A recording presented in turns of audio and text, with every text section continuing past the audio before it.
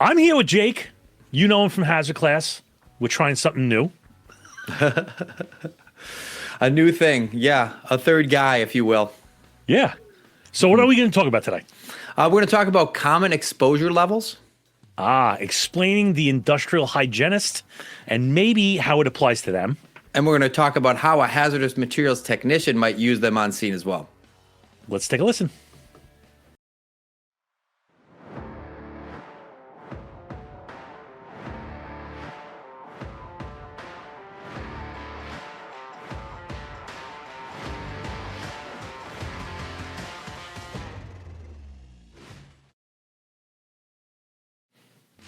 Hey, Jake, you know what the worst part about arriving at a hazmat scene is?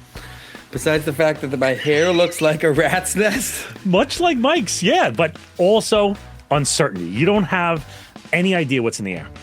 And assuming it's just chemicals is not going to cut it. We need some answers, fast. Right. That's where the Explorer comes in. Just real-time chemical ID and quantification right in the field. Not just, yeah, that's something pretty bad. It tells you exactly what's there and how much. So you can set up your safety zones like an adult and not a rookie just guessing where to put the tape. Defensible, quantitative data in seconds, making decision-making a hell of a lot easier. So no more waiting around for an answer, just solid life-saving intel. Check out the Explorer IR and stop guessing. Check out 908devices.com. You know what stresses me out on hazmat calls? The part where everybody stands around saying, it smells like burnt feet. Exactly. Guessing is not a tactic. Yeah, so Teledyne FLIR Defense builds detection tools, so we stopped doing that. Real sensors for real CBRNE threats. They've been at it for over 30 years, helping first responders actually know what they're dealing with. They do hazmat, homeland security, public safety. They take ugly scenes and they make it into clear answers. The more you know, the smarter you operate. So check out Teledyne FLIR Defense, any threat, anywhere, without the mystery. We promise you would look in. We promised that we would look into a solution for battery fires. And many companies have presented their products to us. This one is noteworthy because it extinguishes lithium-ion battery fires. It works on multiple classes of fires, prevents fires from spreading, and lithium-ion batteries from reigniting. And before that keyboard warrior starts cap locking, asking for proof, the links are in the show notes below for UL Class A and B, as well as the BSI for 10 categories, including lithium-ion batteries. We have put it through our field tests, and we were impressed with the result, but now we suggest that you do your own myth busting. It's available in various options to integrate into your current process. You can access it by checking out Fire Suppression Solutions or clicking the link in the show notes. Here we are. Big old Jake is with me. The time is now. Yeah, Mike has a wider screen. It's all right. Not because he's larger. I don't know. But It's okay. so we have taken the bold move of saying we're going to start subbing in guys that are still in the field. We know we've been kind of out of the field a little bit, and we want to bring in guys that are still reacting and doing things and responding. So we brought Jake in because he's one of us. Yeah. I'm somewhat in the field, I would say. I technically am employed. Yeah. Yeah. So the conversation is going to continue like we do. And instead of it being me and Mike, it's going to be maybe Mike and Jake or me and Mike or whoever it might be. But we're going to try to mix it up a little bit more. We think about after 540 episodes or whatever the hell it is, it's you've heard a lot of what we have to say about hazmat. So we're going to start bringing in outside people, and hopefully you guys like it. Try it out. Yeah. So what we're talking about today is those levels of exposure that maybe you're comfortable with, maybe you're not comfortable with. And Agils were, how do you say it, Eagles? I say eagle, and I think that might be the Mike in me being a little dyslexic, but it looks like when I learned it, I heard eagle, even though it's obviously not eagle when you look at the word, but Agil feels appropriate. Is that how you learned it? Yeah, I learned it as Agils, and the way I heard about it was from a guy that was like an industrial hygienist. So like, you know, that's how, as far as I know, that's how they say it. But I don't know. I don't know. Agel, Eagle, the one that is confusing to a lot of people. That's the one we're talking about today. Right. So, okay, let's explain them a little bit. Because I say in the response world, it's not a very prevalent term because we're typically going with some of the ones we'll go over later in the show because they're a little more comfortable is these AGELs are for airborne concentration thresholds for general public for single short-term exposures, and they go anywhere from 10 minutes to 8 hours, right? So they got 3 different levels of AGELs. They got AGEL 1, which is going to be a little bit of discomfort, a little bit of irritation, some mild reversible effects. You got level 2, which is now we're starting to talk about irreversible or serious stuff, and you have long-lasting adverse health effects or impaired ability to escape. And then level 3 is going to be your life-threatening effects or death, and they are made by the EPA for community protection. I think the important thing to talk about in these Eagles, to confuse everyone listening, is that these are based on a population that is not a healthy workforce, right? A lot of our exposure limits that we're going to talk about are based off of like healthy young man, essentially.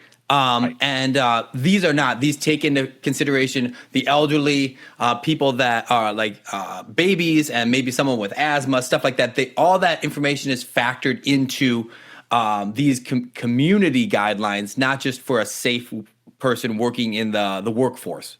That's, you know what, that's a really good point, because you would think to be on the job, right, to be working and responding and stuff like that, you'd have to be in some type of shape. I know the thing says, off the top of my head, I think it's like 150-pound healthy male that's between, like 25 and 40 years old. And, the funny thing is you look at the firehouse and like, nope. Yeah, exactly. Not quite the demographic. It isn't the calendar models that you're told that it is going to be, right? No, But I think it's also important when we think about people being exposed in a potential release is, right, who are these people? It's generally not going to be the healthy workforce. It's going to be whoever the hell happens to be in the neighborhood at the time, right? And so having guidelines that are built around that population actually does serve a purpose. Yeah. So who uses this thing? So, I mean, oftentimes these are used by industrial hygienists. If you're going to build a factory, you have to plan, right? You have to do risk management plans, and you have to decide, well, what happens in our worst case scenarios? Where are we going to be isolating from? Where are we going to build our fences? Where are we going to, how far can we allow the nearest housing development to be built? And so an industrial hygienist takes these into consideration as they are making all of those plans. Mm-hmm. Mm-hmm. And they do what, like modeling and stuff like that? They're going to use this in different forms of dispersion modeling. They're going to use this to make predictions as in their worst case scenarios, what kind of concentrations they would expect to find in different locations. They're going to line that up with their Eagle 2, Eagle 3, and they're going to say, well, where are we concerned that someone might actually have health effects if we have a release? Right. And that's when they're going to develop shelter-in-place triggers, things like where are our plans for emergency releases? What happens? Right. Well, and then you contrast that with something like us, right? Responders coming in, right? Where let's say we have a chlorine tank, at a warehouse or something like that, right? At this point, for us, the group, we're going to plug in like gas detectors, right? The G-pop doesn't have that, so the analyzation of the industrial hygienist is kind of taking that whole metering thing out. And so we can put in our gas detector stuff from like Cameo or Aloha. We can map in the AGEL 2s and 3s. We can set the hot zone based on the hot AGEL 3, right? And then evacuation versus shelter in place is now kind of an easy thing to do because you understand the footprints. Mm-hmm. And so when you have the API model, the analyze, plan, implement, evaluate, that's the other one. Mm-hmm.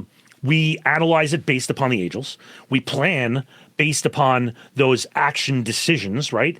We implement it with the evacuation or shelter in place, and then we could remonitor. Mm-hmm. Yeah, and it's you see a plume model, and like without something to leverage it against, you just have a pretty picture, right? So that's where these come in and actually make those zones inside of those plume modeling software matter, right? And how do we make them actionable in the field, right? And we take those, we think about these protective action criteria, and we have our pack 1, our pack 2, our pack 3, and this is just a growing scale where this might be something that we smell. Now, all of a sudden, it's going to start having serious health effects once we get into pack 2. Once we get into pack 3, now we're actually thinking about life-threatening implications if someone's exposed at this level. You know what, pack? I'm not very familiar before we started researching this thing out because, again, this is almost like a multiplier, I'm thinking, on the Agils, where it does other things. But let's say we have a specialty solvent, a very boutique grass-fed solvent. It's something that's very, very boutique. And we can take, as the industrial hygienist, use the pack 2 as the trigger point for an evacuation. If it's less than pack 2, we don't have to trigger, we can shelter in place. But this combination sets guide points or alarm points in a fixed gas detection scenario. And then when you overlay that into what we do on the hazmat tech side, right now we're coming into an unknown, and we're going to use these pack values inside of our plume modeling, inside of our zones that we're setting up to immediately allow people inside of our system to know what level we're at. We're going to be able to come in and say, we're above pack 2, and then they're going to know what that means, and now we can all get on the same page a lot faster than if we were to have to break down these things into a little bit more detail. I like that. And one other term which I was not familiar. Again, these are not in the response world. As far as I know, they're not in the response world. I never used these things. Did you ever use them? I know of them, and it's to me it was always that thing on the bottom of the Cameo chemical guide that you said. Those are for something, but and you kind of stumble on them. But they do have a good purpose, and they allow us to make actionable information from, especially things like plume modeling and stuff like that, right? I always thought of them as something like, when the industrial hygienist is talking to you, you go, yes. Yeah. We all agree. I concur, right? I concur. Yes, yeah. But one of those add-ons is the reference concentration, which is put out by the EPA. And their official definition is continuous inhalation exposure level likely to be without appreciable risk of adverse effects over a lifetime. So basically what they're saying is this is a chronic exposure value, and it's not for emergency use. But I've never heard this on the street. I have not heard this one either, but it makes sense, right? Imagine you live near or you work at a refinery, and you're going to be constantly exposed to benzene, right? How do we know when we fall over that cliff to the risk values going up considerably, right? And that's how an industrial hygienist is going to use a value like this. I like that. I like it. So, and as far as us, as I said, it's almost never used operation. It's not relevant in an emergency. It could be referenced maybe during, the after action report, like the long-term community exposure follow-ups or remediation type things. That's where you might see this. Yeah, and so in this research, we found another one, right? And this one I literally have never seen, right? I don't even know how you pronounce it. NAAQS, NAAQS, the National Ambient Air Quality Standards. And this is put out by the EPA, right? Once again, another legal definition, legally enforceable outdoor air limits for criteria pollutions, right? So that's there's specific pollutants that are included in this, right? Ozone, sulfur dioxide, carbon monoxide, lead. But these are designed as public health limits. Right. So maybe me as the industrial hygienist, I might have like a power plant scenario, right, with emissions and stuff like that. What I would do is I would use these things to ensure that the emissions won't cause off-site NAC exceedance, and it would, it's like, and compliance reporting. It comes down to that. And as a tech, I mean, this is just going to frankly not be used. I mean, maybe in terms of some sort of like large wildfire event where there's acres and acres of smoke pouring over a community, and we're going to be monitoring this for an extremely long time about kind of long-term community impact. That's when we're going to think about this kind of coming into place. But this is not going to be an emergency, an acute emergency at all. Which now brings us to the things that you're probably a lot more comfortable with us. And please, this is not an exhaustive, comprehensive list of these things. These are the typical, most common parlances and how they interact with the industrial hygienists and stuff like that. And the first one, probably the most relevant and used, at least in the United States, is the PEL, right? Or the the permissible exposure limit, or the TWA. And again, this comes down to, I think, just semantics. One club has one definition, the other club has another definition, because we do 410s and then I do 5/8s, and it's like, okay, great. But what this is basically, this is the 8-hour one, and it's the maximum average airborne concentration over an 8-hour workday, and it is legally enforceable by OSHA. I think that's a really important factor in this when we think about our permissible exposure limits, because there are a bunch of different bodies that will issue these, but this is the one that is ultimately enforceable by OSHA, right? And so, when I think about these, when I teach, people will say, well, why? If you're base level hazmat tech or hazmat operator, right? Why is this even a thing, right? It's not enough to just say that area is bad, right? I have my meter and it can give me a number, but what does that number mean? Now I can start to make my number actually matter, right? So now when I take my meter into an area, I take my monitor into an area, now I can actually compare that to how I expect it to affect me from a health perspective for all these different various things, right? So if you think someone working in industry, right? An industrial hygienist, they know that Bob in the muffler shop has to be exposed to a certain amount of CO on a daily basis because there's cars coming in and cars going out. And so how do we know that Bob working in the muffler shop isn't going to be exposed to too much carbon monoxide in a day that he's going to have an increased risk of long-term health effects, right? And so that's where this value comes in. I like it, and it's one of the more useful in my world. The PEL equals SCBA, right? That was my trigger point to say I have to put on my respiratory protection on this thing. So I think it is used in emergency responses because that is the trigger point for SCBA to go on. This is now not a thing to a thing, and we could use it for extended operations, right? We could use it for decon. And that, because if we're below that threshold, then do you need SCBA? I would think not. No. But before that, today's episode is brought to you by Rigaku Analytical Devices, which are the folks who have been perfecting 1064 nanometer Raman probably longer than some of you guys have been doing hazmat.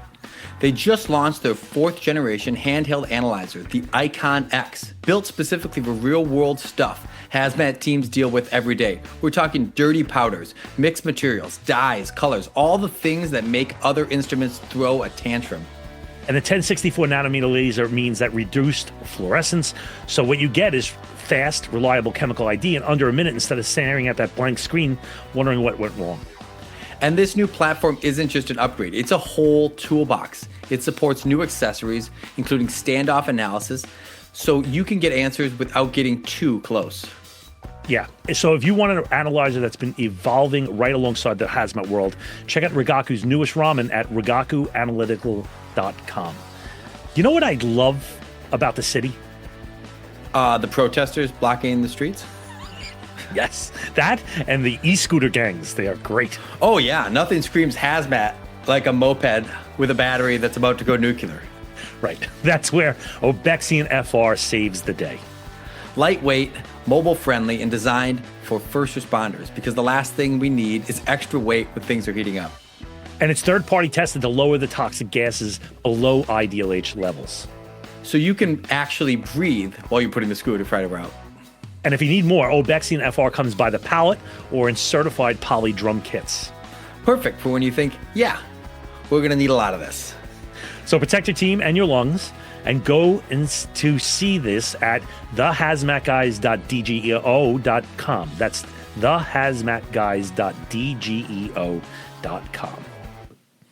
So let's get into the next one, the PEL Stel.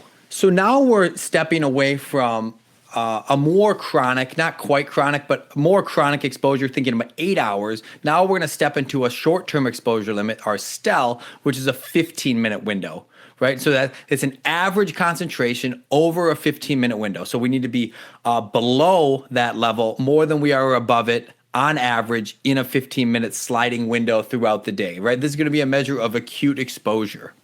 Right. And we, as an industrial hygienist, if I was playing that, let's say we have we're cleaning out a solvent tank or something like that.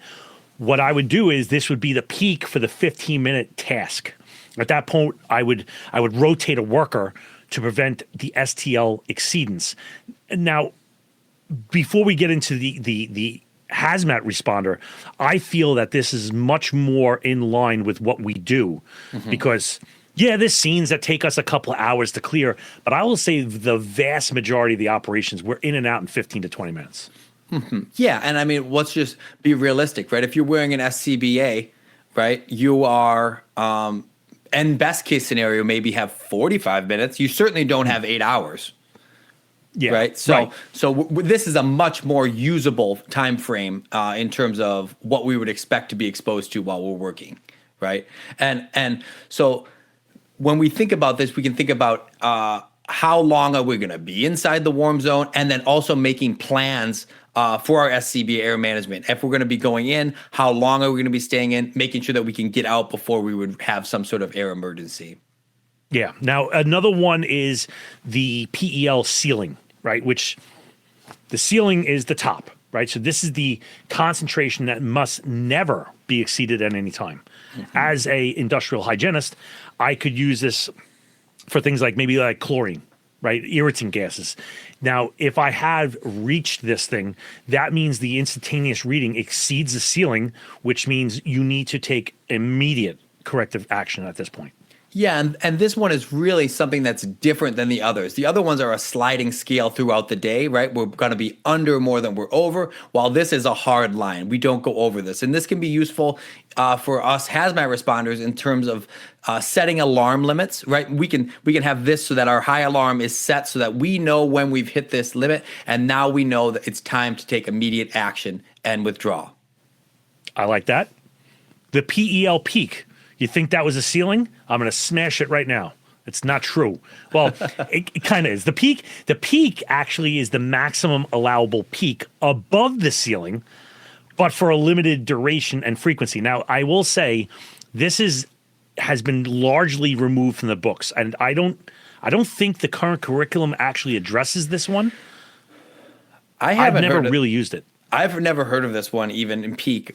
And I think this is, from an industrial hygienist perspective, this is a mostly historical thing. Like we've mostly moved past this, but it is, if you see it, at least you know what it is now. Yeah. Right? And even in hazmat land, if you're responding, I don't think it's going to be in any field operation. So just so you when you get on scene and somebody goes, what about the PEL peak? And you go, I've heard. And then you say, shut up, nerd. Yes. Yeah. No. So those are our OSHA guidelines. Now let's talk about some of the other places you could maybe be getting guidelines from, like NIOSH, right? The important one here, NIOSH guidelines are not going to be legally enforceable like the OSHA guidelines are. But the same way, the recommended exposure limit, so now we're going to, instead of calling it a permissible exposure limit, we're now going to call it a recommended exposure limit. It's an REL. We still have a time-weighted average just the same way as we did with OSHA, except for now OSHA is going to make this on the best available science to them. Once again, not legally enforceable, sometimes differ, but when they differ, you need to lean on OSHA because that's the one that could ultimately get your butt in a pinch. I like that. And it's often more conservative than the PEL, right? The OSHA PEL. And the industrial hygienist, if I was playing that part, they might say, I'm going to go with the REL instead of the PEL to increase worker protections or, liability, because in the world of industry, that is a real thing. So Yeah, I always say when in doubt, if the recommendation from any of these agencies is lower, use the lower one. That's going to be more safe. But ultimately, if OSHA is the lowest, that's the one you have to use because that's the one that's going to get you in trouble if you don't abide by it. But in hazmat world, once again, this is kind of a limited use case because we're not often interacting with these things for such a long period as an 8 hour. If we're thinking about PPE selection for someone that might be doing some recovery operations, maybe that's a case longer term. But generally, these time-weighted averages are not going to be super applicable for emergency operations. Then we have the recommended exposure limit for the short-term exposure limit. So this is that short 15-minute recommended exposure limit. It's used very similar to the PEL STEL, but it's, again, more protective, so it's a lower level. Yeah, and then now we're back down to the recommended exposure ceiling. Same kind of concept as the last one. We're not going to go over this thing. Same thing, right? If we hit this, we're out. We can use this to set alarm levels. Recognize that we have an acutely toxic inhalation hazard in the moment. Now, the next one is an easy one because this is probably the big daddy of all of them, is the ideal H, which is like our, I don't know. This is the one where it's game time, right? So the immediately dangerous to life or health, and this is put out by NIOSH. The official definition is that their airborne concentration poses an immediate threat to life, irreversible health effects, and the impairment would prevent escape within 30 minutes. And I believe it also says something in there about not having gear on. Mm-hmm. Yeah. And so an industrial hygienist might use this to do respiratory selection, determining whether or not an SCBA is required. Right? We know we cannot use an air purifying respirator above the ideal H. So, right, that is a very limiting factor. If we know we are above the ideal H value, then we know we have to be bringing our own air to the party. Yep. And for us as a hazmat technician, this is kind of like your bread and butter, like I was saying before. It's like, let's say you got some hydrogen sulfide in a confined space, like you're in a manhole or a ditch or something like that. If the meter's above the ideal H, first off, you need full SCBA, right? Because we've already hit the PEL before. And now we've determined you can't use filters. So you might have to do supplied air. You're definitely going to need a rapid intervention team, right? Mm-hmm. Yeah, you're going to have to, because if we're on supplied air, we have to go back to 2 in, 2 out. And so this is also going to help influence are we in level A? Are we in level B? And then how long are we going to be inside? Especially when we watch that clock tick down on our supplied air supply. How long are we going to be in those spaces before we have to think about withdrawal? In that context, how many more people are we going to need to make this operation happen if we're going to have to be in and out as often as we are? Nice job, Jake. Now it's going to take me all day to edit all these screw-ups you made.